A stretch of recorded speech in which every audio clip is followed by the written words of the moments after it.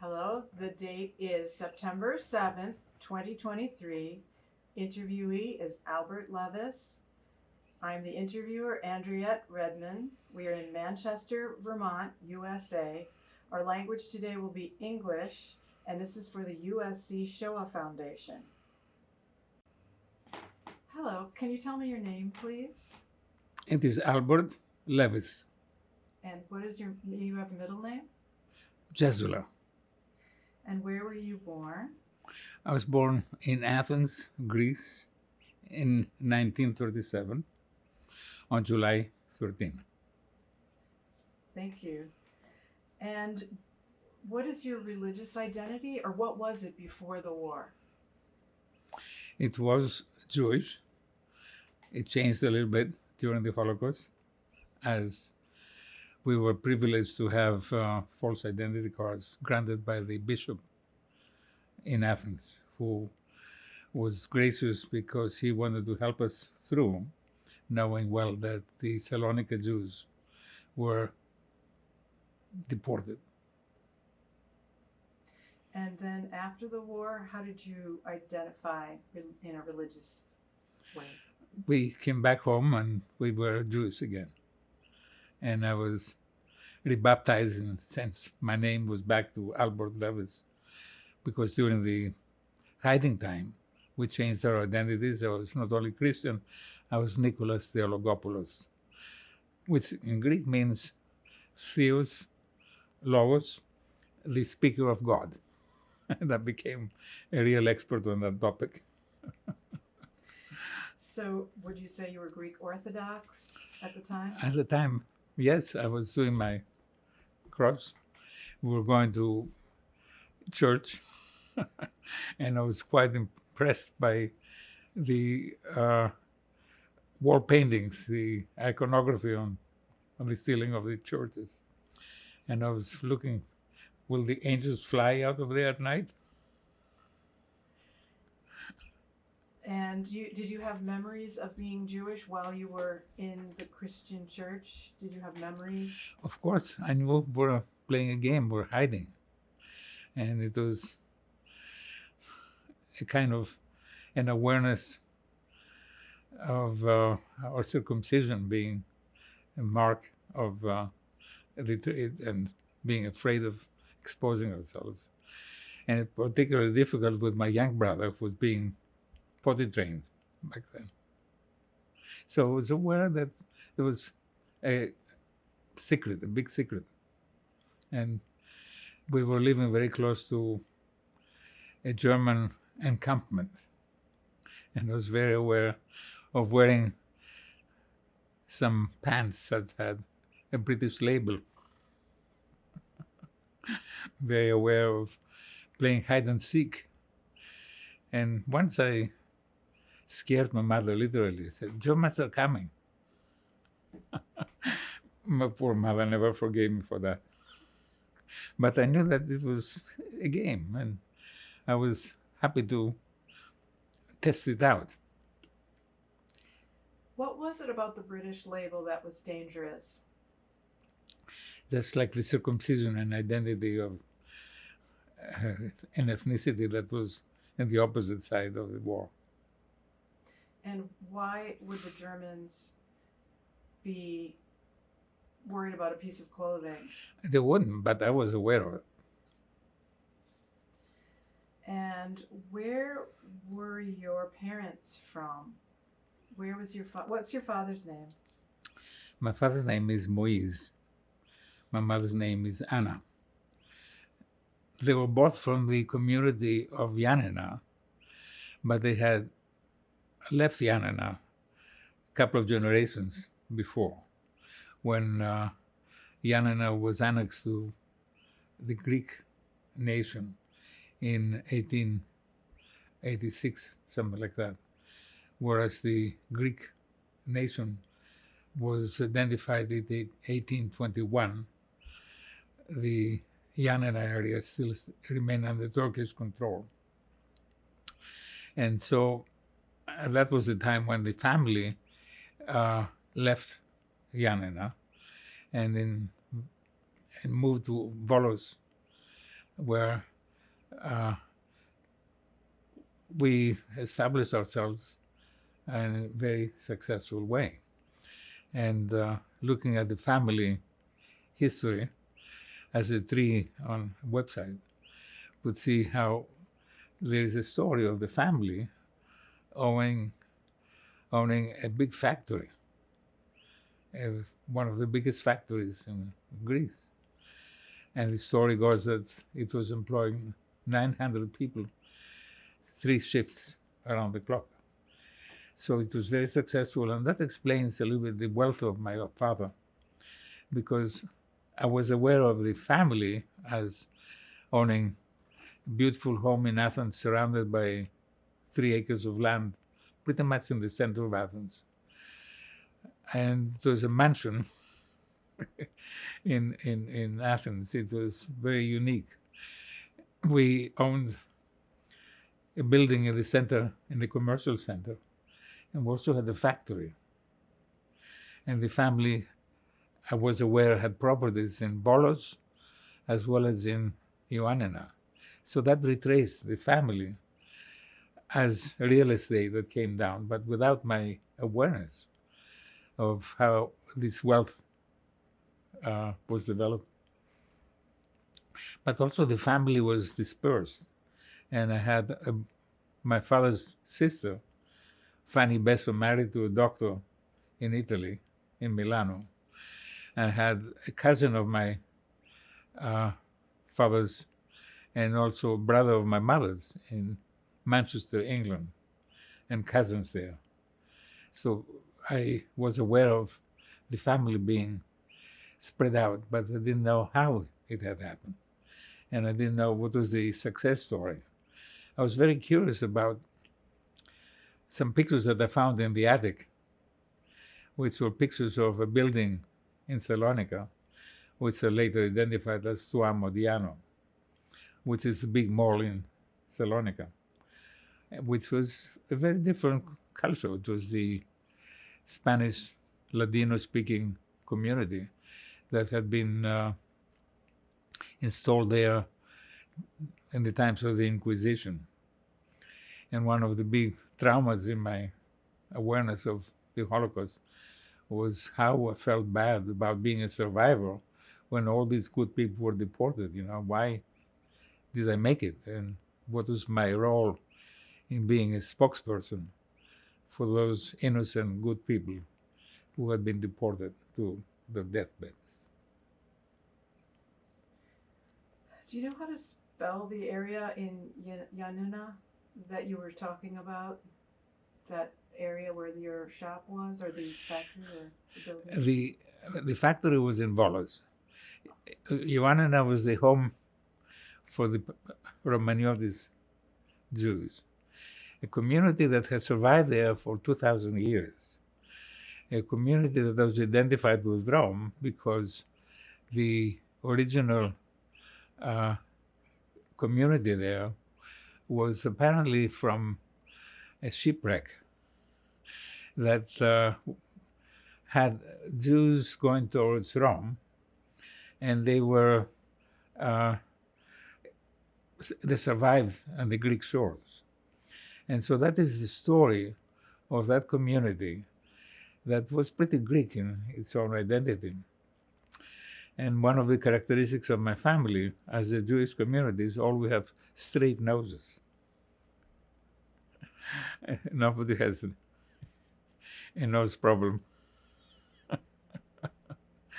And so the community was pretty Greek in its essence. And it didn't speak Spanish. Of course, over the years, there were people from the Italian community and the Salonika community that were kind of fused into the original Romaniotis community.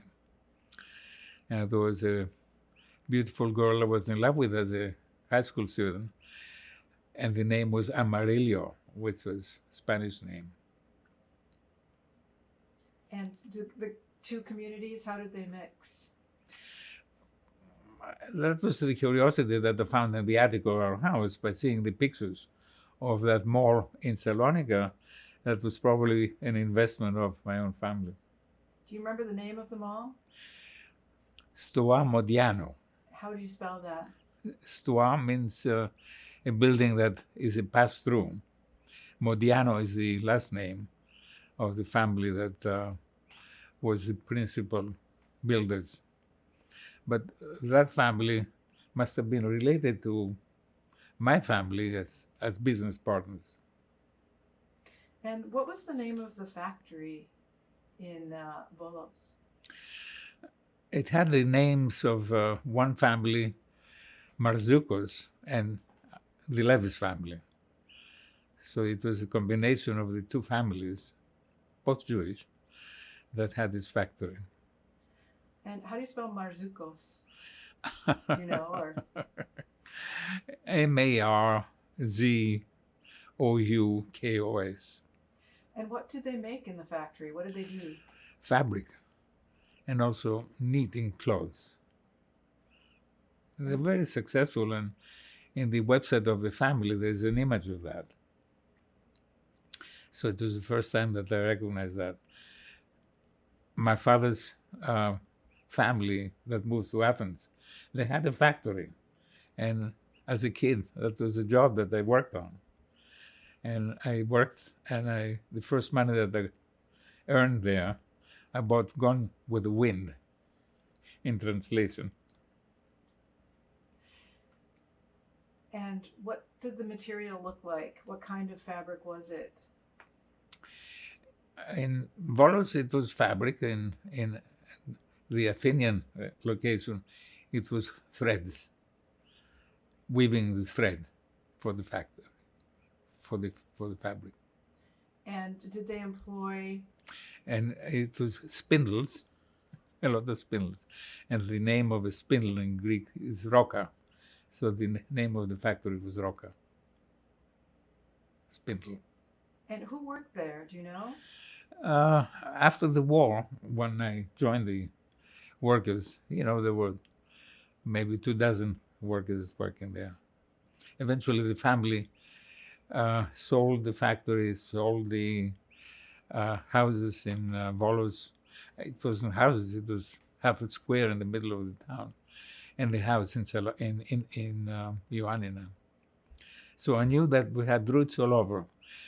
And the only time I really explored the roots of the family was 3 years ago, when we spent time going through Greece with the whole family, my children, my grandchildren, and we traveled throughout Greece, from Crete to Salonika and Epirus, where is Ioannina. It was fascinating because for the first time I realized that we had a real community, and we saw cemeteries, we saw monuments, we saw the buildings that belonged to the family. And wherever we went, there were Holocaust memorials. Like in Athens, the memorial is the broken Star of David. In Volos, there is a central monument in the town representing, in a different way, the Holocaust. And in Salonika, it is a huge marble installation within the community house, which has names on it. The cemetery in Salonika was converted into the campus for the local university. I don't know much about the story, what happened to the monuments there. Do you know if those communities were integrated with the Greek Orthodox at all? I mean, did people get along, or was there anti-Semitism that you were aware of in the past, before the war? Apparently, there was very little anti-Semitism.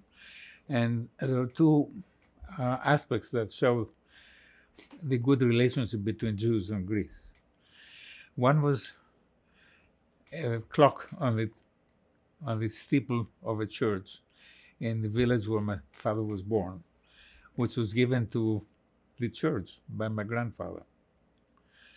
And another one was the fact that the Greek church protected us during the Holocaust, giving us identity cards, names to go into hiding. Yeah, the Greek Jews also served in the army and were heroes. They were recognized as patriotic. And so, in general, I felt accepted. I had my own difficulties finding my own identity, and I have struggled between being Jewish and being Greek throughout the years.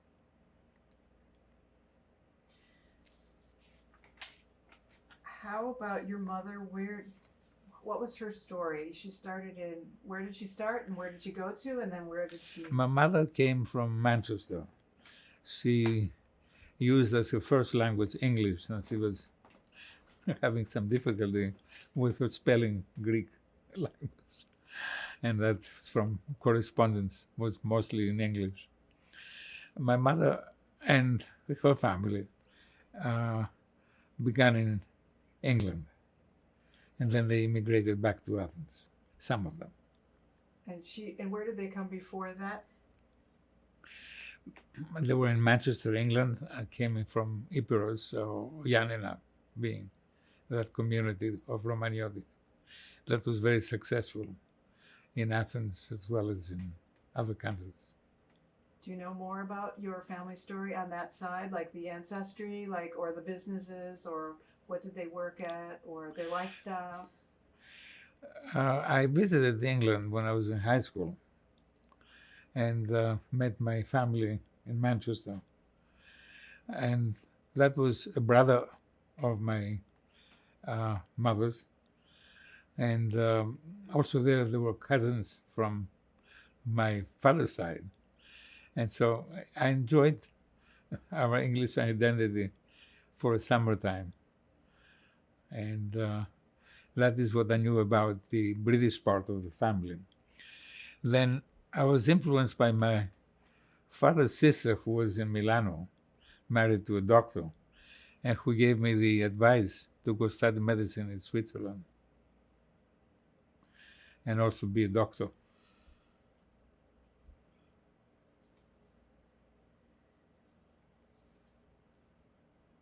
So, before you got your education, let's go back to your first memories of growing up before the war.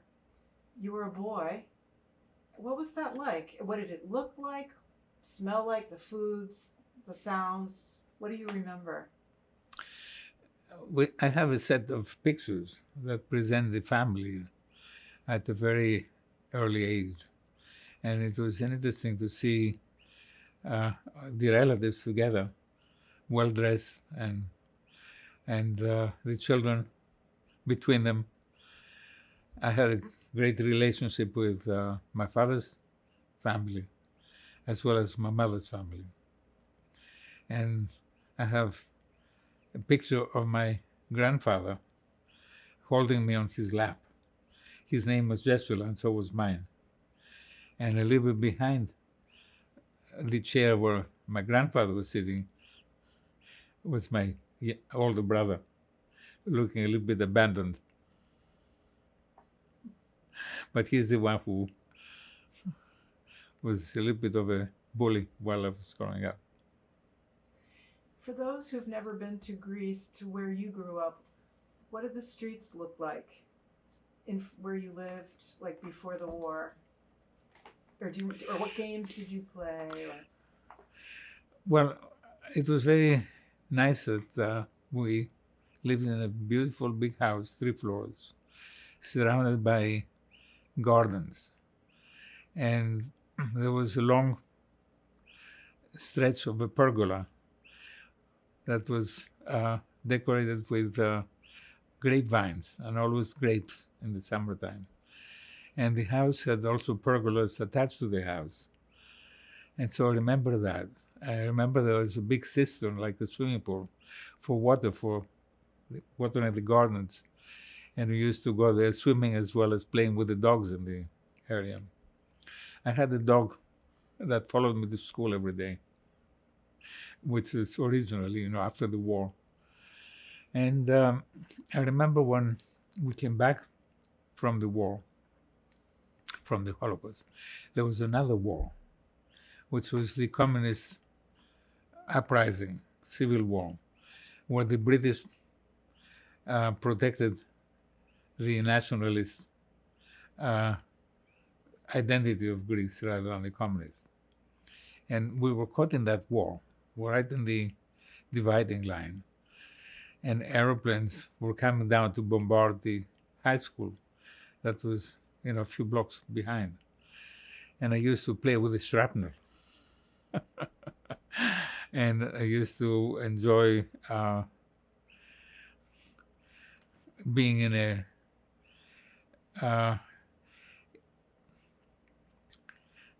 a house that was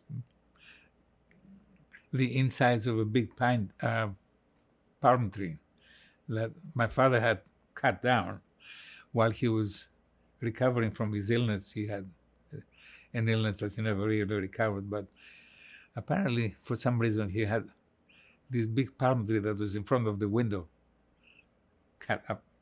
And so that was my refuge, the insides of that tree, as a shelter, as a playground. So that was a little bit of the kind of memories. And I also remember coming out of that phase of the Civil War, going to school and seeing houses that were blown up, seeing bloodstains, seeing things hanging from trees. And it was an interesting, intense kind of other experience besides the real war, the World War, besides the Holocaust. I had to face the beginning of the Civil War. I remember we were in a local park when I saw tanks running into the park. And that was the beginning of the Civil War, which was another very traumatic experience, seeing real warplanes bombarding our neighbors, seeing the shrapnel, my father being sick, the tree being cut down. And so that was a time when, again, I was wondering, who is right in this world? Why was there so much destruction? And what were the ideologies, communist ideology? And when I was working in the factory, I felt a little bit like a communist. I felt close to the workers. And I was, wondering, what is social justice about? So life really changed for you. When you were very young, was it more idyllic? Was life more peaceful? What was it like? Was it pleasant or do you have other memories? It was very pleasant, and I had a good relationship with my father. And while the Italian occupation was in Greece, I had friends who were Italian people who were happy to share bread with me. We had a bakery next door, and I was happy with them. And we had a Fiat, which is an Italian car, in the garage. My father eventually was slicing the tires of the car to make shoe soles, and also disabling the car from being taken away. But it was like a Ford back in those days. And my father was wealthy enough to have his own little Ford Fiat car. And what year was that about? Do you know? That was before 1943. That was the time when the Holocaust changed our situation. The southern part of Greece was divided to the Italians. The Italians did persecute the Jews. But then the Italians lost out to Germans, where Germany invaded Italy and also the Italian part of Greece. And that is when we were seeking shelter. And that is when we went into hiding. When you were really young, like, do you remember uh, the Sabbath being in your home? Like, did you do the Sabbath We did the ritual? Sabbath, and also we did Shema at bedtime. Shema is a prayer. Adonai Echad, God is one.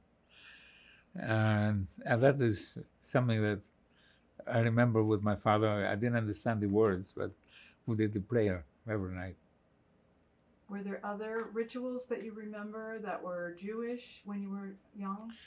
It was before 6, and so I don't remember too much of that. But I do remember that we had rituals after things calmed down and after we were going to school locally.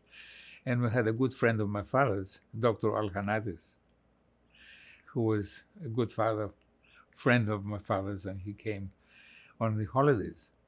And he was there for me and my brothers and my mother. And I had a vision of him marrying my mother. But he was single, my mother stayed single. And that was a fantasy of regrouping my family. That never happened. And what kind of food did you eat when you were young? Do you remember what they served? I remember during the hiding times that we had sprouted peas. It to me looked like worms, eating a soup of worms. I remember that. And I wrote a paper about that experience when I was in high school. My first paper about my memories of my war years. But the key development in my mind was understanding what happened in the world, being always persecuted as Jews. And at high school, graduating from high school, I wrote a paper about the history of the diaspora. And I won a prize as the best essay of the graduating class. But it shows my interest in history, my awareness of the Jewish predicament, and identified as a pattern where the Jews were emancipated after being persecuted. They were given another chance to be creative and achieve prominence and influence. And a phase of success was followed by a phase of alienation, the community seeking a rationale to persecute them, and the fourth phase of persecutions. So my mind was looking for patterns as a way of understanding, what was the reason for Jews being persecuted.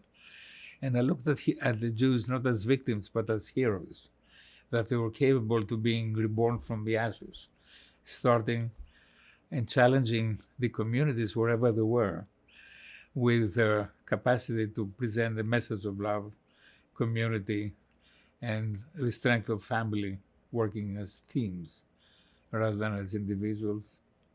And having found something that united them. And one of the interesting things was the mezuzah as the symbol of belonging to a community unified by the one God. In your early life, do you think you had that piece? And was it mostly mezuzahs everywhere? Like, was it mostly a Jewish neighborhood, or was it mixed? The mezuzahs were present there, but I was more aware of them coming to the States. When we have a mezuzah at the Wolverton Inn, at the house, and where it's kind of unusual for a house to have a mezuzah. But that is part of preserving symbolically the proud identity of being Jewish. And I guess I'm trying to figure out if in your childhood, was it a mixed neighborhood or was it more of a Jewish neighborhood? It was absolutely mixed. We had no Jewish neighbors at all. Interesting. And then now, how did it happen? Who do you remember the name of the bishop who helped your family? I unfortunately don't, but I'm very happy with having a lot of good Greek priests as friends. And do you remember the first thing that happened, like when you found out you had to change your identity? How did that come about? Do you remember? It came pretty abruptly. My younger brother was born in 43, and we had a nice gathering at my house for the circumcision ritual. And soon after that, I knew we had to vacate the house, our beautiful big house, and go into hiding. And the family moved a horse or buggy. My mother and the baby were on top of the buggy, and my father guiding the horse through the suburbs. And I remember moving from suburb to suburb because we were uncomfortable for being discovered. And so I think we moved 3 times during that 1.5 year. And did all of your siblings go with you? Actually, my older brother was hidden by a family who didn't have a child in the neighborhood. And according to my understanding, my brother had to be sheltered because he didn't want him to be recognized by other kids in the neighborhood. So for him, it must have been doubly traumatic because he was away from the family, and also he was more alone in his predicament of hiding. And when was he born? He was 2 years ahead of me. He was born in 35. And your younger brother was born when? In 43, right before the Holocaust. And what was his name? Lefteris, which means liberty. And do you remember, did everybody have to change their name? Everybody in your family? Yes. Do you remember their names? I don't. You don't remember their names? I know my older brother's name was Akis, rather than being Salvatore. And he still is called Alkis. Akis. So my younger brother's name was Lefteris, which means liberty. That's the kid was born in 43, and he's still called Lefteris. And your parents, did they have other alternate names? I don't remember them. And so you all lived together. Did you have to go to church? We did. Did you have to learn about it? When I did learn how to do this. How did that feel? It felt like in a Halloween party. We were having a good time, pretending you fitting into the crowd, but you knew there was danger around.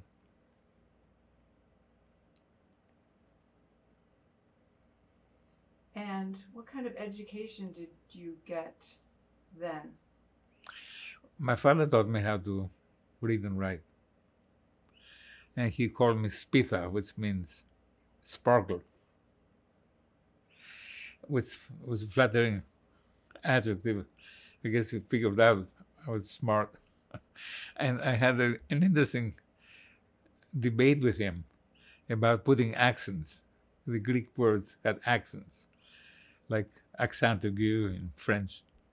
And what is interesting is that modern Greece has canceled these accents.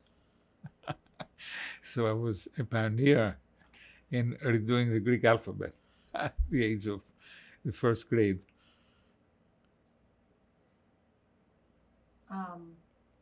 Of course, after we came back, we went to local schools, and soon after grammar school, I registered Athens College, which was the best school in Athens under the American influence. And it wasn't called a high school, it was called a college. And it is in this school that now I have one of my grandsons with a Fulbright for a couple of years. And he's teaching in the high school where I graduated from.